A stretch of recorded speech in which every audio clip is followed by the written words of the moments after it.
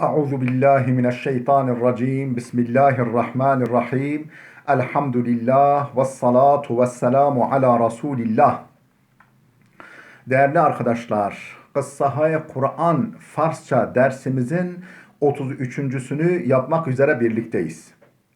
Takip ettiğimiz kitabın tam adı Kıssahayı Kur'an Tarih-i Enbiya Ez Hılkate Adem Ta Rihlete Hatem. Peygamber kıssaları, daha doğrusu Kur'an kıssaları, peygamberler tarihi, Adem'in yaratılışından ta Hatemul Enbiya'nın vefatına kadar, Hazreti Muhammed'in vefatına kadar. Kitabımızın müellifi, yazarı Cadel Mevla, Farsçaya tercüme edeni Muhammed Aftabi.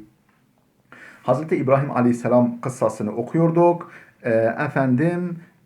Nerede kalmıştık? Sayfa 133'te kalmıştık. Kitabımızın 133. sayfasında kalmıştık. Diyor ki der tefsiri Ali bin İbrahim amedeyest ki Ali bin İbrahim isimli zatın tefsirinde şöyle yer almıştır. Bu da Şii tefsirlerden, Şia tefsirlerinden. Çun zamanı veladet feraresid, Hazreti İbrahim'in veladet zamanı, doğum zamanı gelince maderi İbrahim be gari penah burd. İbrahim'in annesi bir mağaraya sığındı ve İbrahim der heman gar be dünya amed ve İbrahim o mağarada dünyaya geldi. Maderi İbrahim aleyhisselam او را در parçayı پیچید ve der gar pinhan کرد. İbrahim Aleyhisselam'ın annesi onu bir beze sardı ve der gar pinhan کرد ve mağarada onu sakladı. آنگاه در غار را با سنگی بست. Angah o zaman yani orada sakladıktan sonra der garra mağaranın ağzını ba sengi best bir kayayla bir taşla kapattı ve be şehr bazgeçt ve şehre döndü. Veli Saduk ve berhi diğer rivayet kerdend. Fakat Saduk yani bu yine Şii alimlerden, Ehl-i Beyt yani Şia alimlerinden ve berhi diğer bazı alimler rivayet kerdend ki rivayet etmişler ki İbrahim Aleyhisselam der hane pederiyeş be dünya amed. İbrahim Aleyhisselam hayır mağarada falan doğmadı. Efendim babasının evinde doğdu, dünyaya geldi. Pedereş be delile ters az Nemrud, babası Nemrut'tan korktuğu, çekindiği için tasmim gireft ferzendeş ra be u tahvil dehed, karar verdi ki oğlunu getirip Nemrud'a teslim etsin. Buna karar verdi. Veli madereş az o khast icaze az o khast icaze dehed. Efendim fakat annesi ondan izin vermesini istedi. İbrahim ra bagari biberend. Efendim İbrahim'i bir mağaraya götürmek için izin istedi. Ya dedi bunu götürüp kendi elimizle teslim etmeyelim, öldürmesin. En azı götürüp bir mağaraya götürelim, orada büyütelim. Ta ferzendanşan ra be dest khud nekuşte başand, ta ki çocuklarını efendim kendi elleriyle öldürmesinler. Böyle yani kocasının eşinden böyle bir talepte bulundu. Peder icazet dad, İbrahim'in babası izin verdi ve an zan ve o hanım ferzendeş ra be gari burd ve der anca pinhan kerd, bir mağaraya götürdü ve orada sakladı. Tabi bunlar hiçbirisi Kur'an'da geçmiyor değerli dostlar. Bunlar teferruat şeylerdir. Yani Kur'an'da geçmeyen ve tabi çok sahih kaynaklarda yer almayan rivayetlere çok güvenilmez. Yani bu çok da önemi yok. Nerede doğduğu, nasıl olduğu. Tıpkı rivayetlere göre Rüşd İbrahim besyar biş az beccehay diğer bud. Rivayetlere göre Rüşd İbrahim Aleyhisselam'ın böyle kendine gelişi yani raşid oluşu yani aklının olgunlaşması besyar biş az beccehay diğer bud. Efendim diğer çocuklardan çok ileriydi. Çok daha erken yani aklı olgunlaşıyordu ve Hudavand ruziye ura der anguşteş karar dade bud ve Allah onun rızkını parmaklarına yerleştirmişti. Yani her adım mağarada yani aç kaldığı zaman parmağını emiyor demek istiyor. Yani dediğimiz gibi bu rivayetlere ne kadar itibar edilir? Yani rivayet bu Peygamber Efendimiz'e gelen sahih rivayetler değil. E, e, ve ve Hudavand Allah Teala ruziye ura onun rızkını der enguştaş karar dade bud. Onun parmaklarına yerleştirmişti. Ve İbrahim Aleyhisselam onra mi mekid. İbrahim Aleyhisselam o parmakları emiyordu ve mihord ve yiyordu o rızkını. Madereş niz gah be didareş mi amet. Annesi de zaman zaman onu görmeye giderdi ve ora şir midad ve ona süt verirdi. سپس در غار پنهانش میکرد و باز میگشت سپس sonra در غار پنهانش میکرد onu yine mağarada saklı tutar ve boz migeç ve dönerdi annesi. Der İspatul Vasiye, İspatul Vasiye adlı eserde yine Şii kaynaklarda amade است ki gelmiştir ki Hudavand muhabbet acibi az İbrahim der dil madereş انداخت بود. Allah Teala muhabbet acibi az İbrahim der dil madereş انداخته بود. Allah Teala İbrahim Aleyhisselam'ın çok hayret uyandırıcı bir sevgisini annesinin gönlüne yerleştirmişti. Zaten her annenin gönlünde yani evladına karşı hayret edilecek bir sevgisi var. Demek ki bununki daha fazla. Ve mader gah be u sermizet ve mader gah be u sermizet ve annesi böyle sık sık onu ziyarete giderdi. Yek ruz ki be didareş rafte bud. Bir gün onu görmeye giderken gitmişti ki İbrahim az o خواهش کرد. İbrahim ondan rica etti. Ta o ra niz hemrah khud beberad. Ta ki onu da beraberinde götürsün. Maderi İbrahim be şehr bazgeçt. İbrahim'in annesi şehre döndü. Ta az pedereş kesbe icaze kunet. Ta ki babasından izin istesin. Yani İbrahim böyle bir talepte bulunuyor. Getireyim mi? O niz گفت. Babası dedi ki İbrahim ra der ser rah برادرانش بنشان تا همراه آنان به خانه بازگردد. Dedi ki İbrahim ra der ser rah برادرانش بنشان. Yani İbrahim'i kardeşlerinin geçecekleri yere yerleştir, oturt. Yani o kardeşleri oradan geçecekler. Orada otursun ta hemrah onan ta ki onlarla beraber به خانه بازگردد ta ki onlarla beraber eve dönsün. Ta kesi şek nekunet. Ta ki kimse kuşkulanmasın. Mader hemin kar ra kert. Anne aynı öyle yaptı ve İbrahim be khane آمد ve İbrahim eve geldi. Vakti peder ura did babası görünce onu muhabbet ferzend derdileş uftad. Çocuğunun sevgisi gönlüne daha bir yerleşti ve ura nezde hud nigeh daşt ve onu yanında sakladı. Yanında yani korudu, yanında bıraktı. Ruzi İbrahim çupi berdaş ve buti binazir saht. Bir gün İbrahim Aleyhisselam bir ahşabı, bir tahtayı aldı ve buti binazir saht ve böyle çok güzel bir heykel yaptı. Çok güzel bir heykel. Yani onların putları heykeldendi ya. Azer hoşnut şot. Azer memnun kaldı. Bu iyi bir yani put ustası olur. Ve guf dedi ki ümid است از این پسر برکت بسیاری به ما برسد. Ümit ederiz ki, ümit var ki bu çocuktan büyük bereket, çok bereket, çok kazanç bema برسد bize ulaşsın. Yani çok bereket, yani bu çok kazançlı iş yapacak bize bu çocuk dedi.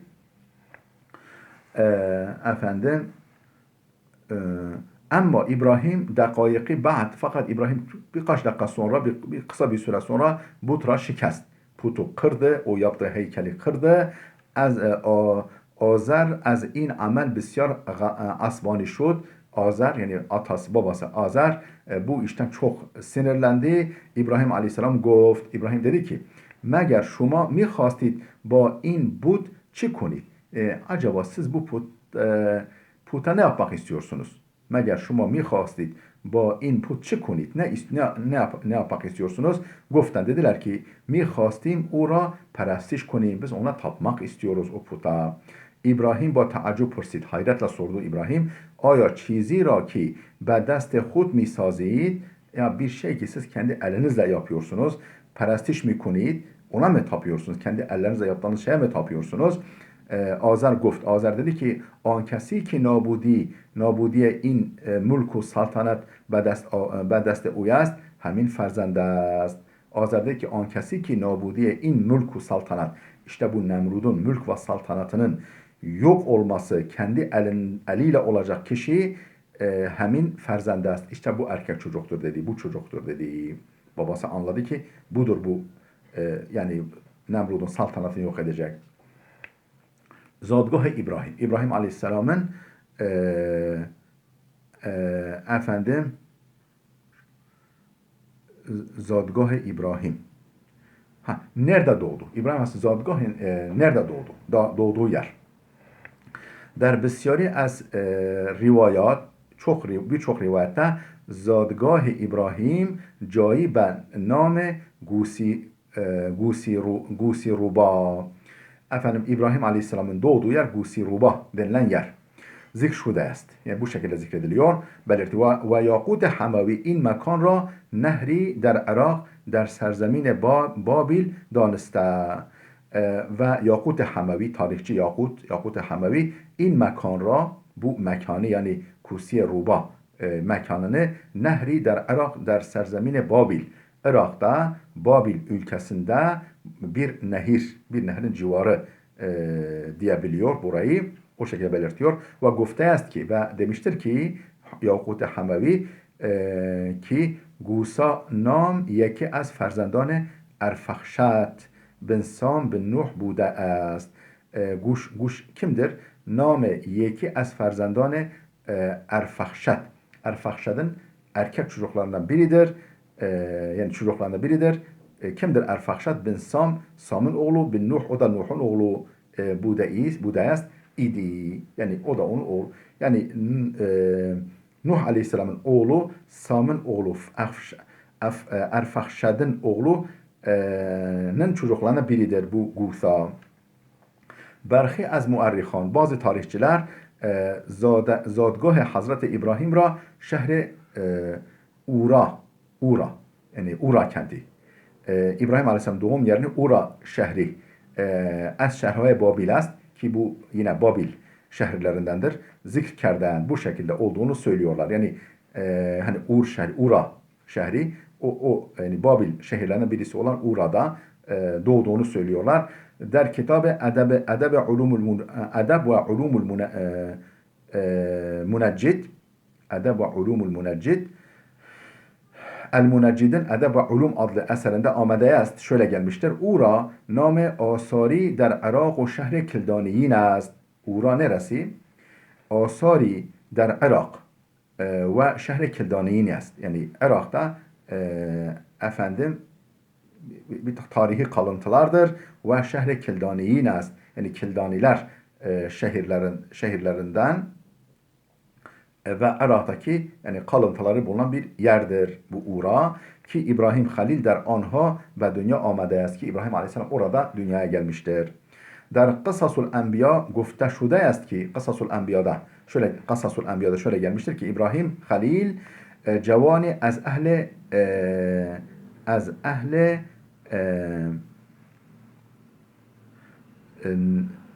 nedan aram از اهل ندان آرام در سرزمین عراق بود. Nedan Aram ahalisinden der serzemine Irak bölgesinde ülkesindeki Nedan Aram ahalisindendi. Ve her ne olursa olsun az همه این گفته ها istinbat mi şevad ki bütün bu söylenenlerden ortaya çıkıyor ki zadgah İbrahim der serzemine Irak ve Babil bude است. Yani hepsinde ortak nokta ne? İbrahim Aleyhisselam'ın doğduğu yer Irak ülkesi ve Babil bölgesidir. Ve İmam Sadık der rivayeti ki Ali bin İbrahim nakl kerde است. Ali bin İbrahim'in naklettiği bir rivayete göre İmam Cafer Sadık fermude. Şöyle buyurmuş. Menzil Nemrud niz der heman serzemin Gusaruba bud. Nemrud'un evi de yani bulunduğu yerde sarayı da efendim aynı yerde yani Kusaruba'da idi. Ve ibtidai mübareze İbrahim niz از همانجا şuru'a şud ve İbrahim Aleyhisselam'ın onunla mücadelesi de burada başladı. Cebrail nezde Hazreti İbrahim Ahmet. Cebrail İbrahim Aleyhisselam'ın yanına vardı. Bir başlık. Der ahadis, hadislerde, rivayetlerde bu endik ihtilaf amede است. Yani az farklarla şöyle gelmiştir. Şöyle rivayetlerde yer alıyor. Efendim زمانی که نمرود برای مجازات ابراهیم او را میان آتش افکند زمانی که نمرود برای مجازات yani cezalandırmak için İbrahim'i cezalandırmak için onu meyane ateş ofkend onu ateşin içine attığı zaman hengame pertap şuden İbrahim besuye ateş İbrahim Aleyhisselam ateşe atıldığı sırada mancınıkla Nemrut tarafından daha doğrusu Cebrail ber'u zahir şud. Cebrail ona göründü. Cebrail melek, büyük melek ve arz kert ve ona arz etti ki aya haceti dari bir şeye ihtiyacın var mı? Yani efendim sana yardım edelim mi? İbrahim ki tenha be perverdigar hiç tevekkül daşt. İbrahim ki sadece Allah'a tevekkülü vardı. Sadece Allah'a tevekkül etmişti. Der nihayet sakti ve der evce hadise son derece zor durumda ve o hadisenin zirvesindeyken, o acı olayın tam zirvesindeyken, tam ateşe atılıyor. O sırada hazır neşud hatta az nezdikterine ferişte ilahi derhast kömek kund. Hazır neşud yani hazır değildi. Hatta az nezdikterine ferişte ilahi en yakın Allah'ın en yakın meleklerin en yakın meleklerinden bile yani Cebrail'den bile yardım istemeye hazır değildi. Ki kömek kund ki ona yardım etsin. Az in bu nedenle be Cebrail fermud. Cebrail'e dedi ki az tu hiç haceti nedarım. Sana hiç ihtiyacım yok. Rabbim beni görüyor, biliyor. Ona ihtiyacım var. Zira tenha niyazu ümideş çünkü sadece onun niyazı ve ümidi ra perverdigar hiç midanest. Kendi ümidini, kendi niyazını niyaz yani kimdi niyaz kaynağı yalvaracağı zat kimdi? Perverdigar hiç midanest kendi Rabbi biliyordu ve hud ra teslim hast ilahi کرده بود ve kendisini Allah'ın iradesine teslim etmişti. Şugufte an ki berhi nakl kerdend. Şugufte an ki berhi nakl kerdend. Bazılarının naklettikleri şu sır İbrahim Aleyhisselam der an zaman tenha cevani 16 sale بود. Şugufte an ki yani hayret edilecek durum şu ki şugufte an ki berhi nakl kerdend. Bazıları şöyle nakletmişler. İbrahim der an zaman İbrahim o sırada tenha sadece cevani 16 sale بود. 16 yaşında bir delikanlıydı ve in çonin ba iman ve tevekkül ve perverdigar ve in çonin ve işte bu şekilde ba iman ve tevekkül ve perverdigar zindagi mi کرد. İşte bu şekilde Allah'a tevekkül, Allah Rabbine tevekkül içerisinde yaşıyordu. İbrahim der Şam. İbrahim Şam'da, Şam bölgesinde. Muarrihan برای İbrahim 3 hicret zikr kerdند. Tarihçiler İbrahim Aleyhisselam için 3 hicret zikretmişler. Yeki az Babil be Şam. Birisi Babil'den Şam'a, diğeri az Şam be Mısır, diğeri Şam'dan Mısır'a ve Suum az Mısır be Şam. Üçüncüsü ise yine Mısır'dan Şam'a. داستان گفتگوی جدال ابراهیم با ستاره پرستان را برخی پس از هجرت وی